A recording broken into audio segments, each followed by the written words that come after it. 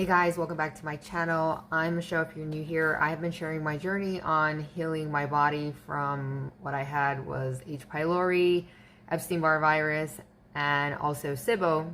And after I eradicated my H. pylori, I developed gastritis. And so I wanted to share with y'all what I did to heal my gastritis, because a lot of people can live with that for a really long time and it's really painful. And it just sometimes feels like there's no hope. And sometimes with the medications you're given, the prescriptions and everything, it sometimes can mess up your digestive system even more so than what you're already dealing with. So I'm just going to let y'all know what my symptoms were for my gastritis. And not everybody has all of the same symptoms, but you do tend to have some of them. And so my symptoms were, I had burning in my stomach. And when I say my stomach, it literally was like right here, and so like the top part and a little bit of down the bottom. And then I had nausea, headaches. Sometimes they would turn into migraines. It was kind of weird. I had constant GERD, which is just acid reflux, and I had it all the time, even when I went to bed. I also had fatigue and somewhat depression and anxiety. My anxiety was the worst thing, I think, throughout the whole ordeal, because it was just really hard to deal with. And so now I'm going to tell y'all what I ate. And I don't normally eat this way, but I ate this way specifically to heal my body. So what I did was I started making some soups, and I only used these ingredients and I mixed them up to make different types of soups. So if you choose to do this, use your imagination on what you feel like eating and what you think would go well together. Also, know your own body though, and know which foods you don't tolerate and don't choose to use them. But I was able to tolerate broccoli, green beans, carrots. So I tried peas, and I'm not sure, but I did think that they affected me a little more than I wanted them to, so I omitted them. And I ate cabbage, a little bit of onion, and a little bit of garlic. I didn't want to put too much because I had read that a lot of people had their symptoms exacerbated by it, and I didn't want that to happen. So I would just put a little bit in there. And then celery. I also tried butternut squash, and for myself, I felt like it was, again, like the peas, maybe just a little too heavy or something, but I decided to omit that from my diet as well. And so the vegetable I used the most was carrots in the soup, because they were higher in carbs and they also added more flavor and just felt like they made us a little full a little longer. And then we also had some pumpkin seeds and pecans. And then for our oil, I would cook the soup in just some straight water that was filtered. And then I would add some pink Himalayan salt. And I want to be specific on salt. You don't want to use Norton's salt that has like dextrose or any salt with added ingredients. So the three main ones that I like are the Celtic salt, the pink Himalayan salt, and sea salt. And then once the soup was done and we served ourselves a bowl, we put 2 tablespoons of olive oil or coconut oil into the soup, and we would eat it that way. And that's how we would get our fat in our diet in order to help sustain our energy. And I want to share too that my son was doing this because he also developed gastritis. And so during this time, he actually gained weight while eating this way. One of the reasons that we chose the olive oil and the coconut oil is because they have antimicrobial properties. And I did know, SIBO is a bacteria that's in the small intestines that belongs in the large intestines. And so I also wanted my body to be able to use that to fight against the SIBO. And so I wanted to use clean oils too. That's really important, that I was eating whole foods and not something that had been heavily processed. So I bought organic olive oil and organic coconut oil. And I also used the cold pressed kind, which means they taste a lot stronger. And it's just a lot better for your body. It's a lot healthier. I would also add herbs to the soup. So I tended to use cilantro, oregano, thyme, and rosemary. And then sometimes we would try baking soda and water, and sometimes it would help and sometimes it wouldn't.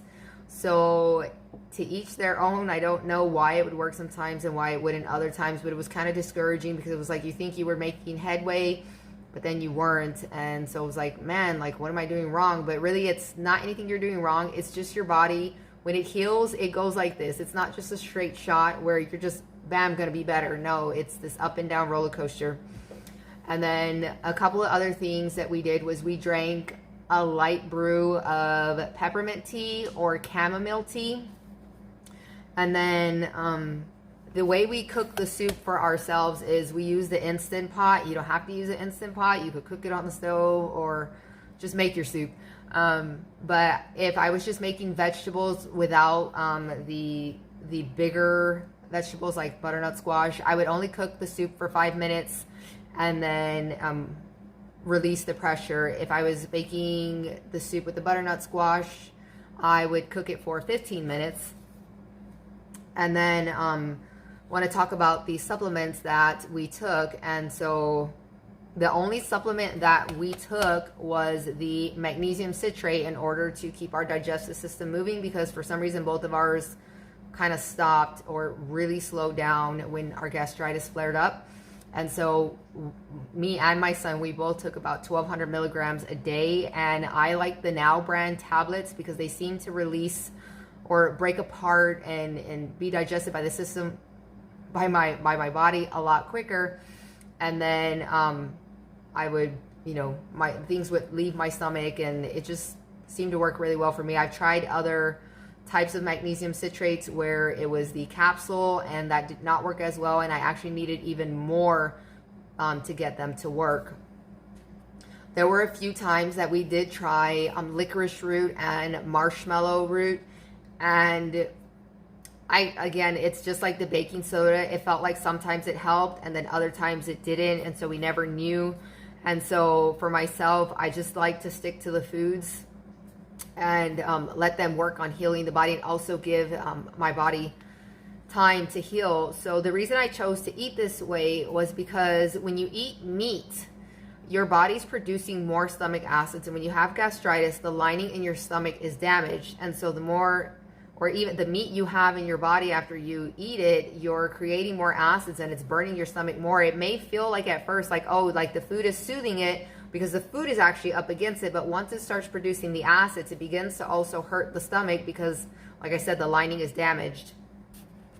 Another reason I chose to eat this way is because I believe the Bible is true, and in the Bible it says that God made the herbs of the field for the service of man, and these are plants, they grow, and they worked like medicine for me. They healed my body, they healed my son's body, and both of us got better eating this way. And I think the final reason that I chose to eat this way too is because I wanted to heal the gastritis, because I knew I needed to work on healing my Epstein-Barr virus and my SIBO, and to help heal the Epstein-Barr virus, I needed to reduce inflammation, and gastritis is a form of inflammation in the body. But also, when I was going to be taking my supplements, they would hurt my stomach if I would take my supplements while my lining was damaged, because one of the supplements was oil of oregano. And I don't know if many of y'all know, but that is a hot oil. It burns, and even if you put it on your regular skin, it can burn your skin. So imagine what it's doing to your stomach, where it's kind of like an open wound and it touches that. You don't want to do that. So I also omitted all my supplements because I wanted to focus on healing my stomach lining first, because once I started my supplements, I didn't want to waste anywhere. Be like, I started taking them and then I got worse because of them, and so I just wasted, whatever I took. So it was better to do things in stages. So I wanted to focus on healing my stomach lining, and then after that move on to healing my Epstein-Barr virus and my SIBO. And I wanted to go on carnivore for that, so I needed my stomach acids to be produced, and see how it wouldn't have worked before. And that's why I chose to eat the soups that I did. And like I said, they did help. They healed me, they healed my son, and I feel like that's even more proof, more evidence, because I'm not just one person. This is two people who did the same thing, and it worked for both of us. So I hope this information is helpful to anyone trying to heal their gastritis. And it's not, like I said, an easy road. It goes up and down. It may seem like, oh, I feel better one day, and the next day the burning comes back a little bit. But eventually it gets to a point where you notice the burning is gone longer, you know, for a longer amount of time, and then maybe you'll have like a small, you know, flare up, and then you'll have an even longer period. And we were on this diet for about 2 weeks, and we started noticing a change in our digestive system where the best way I can describe it is like it was a hot burn and uncomfortable feeling in our stomach, and then that changed more to like when you're in the cold and it kind of feels like you're getting a cold burn. I don't know how to describe that other than saying that. And so at that point, we were also craving eating meat quite a bit. So we tried chicken first, and we did fine with that. And then we tried white fish, so like tilapia. It was mostly tilapia, and we did fine. And once we did that for a few days and we saw that we had absolutely no burning in our stomach, we went ahead and we tried the red meat, and we did good with that. And that's when our supplements began. And so if you have any questions, go ahead and leave them in the comments, and I hope I can answer them. And if I can't, maybe somebody else will jump in and answer them so that we can help each other. I'm going to leave this video here. And like I said, I hope it helps somebody else to heal and get better. And thanks for watching and following along on my channel. If you're new here, I hope you'll subscribe. And if you're a returning subscriber, thanks for coming back. I'll talk to you guys later. Bye.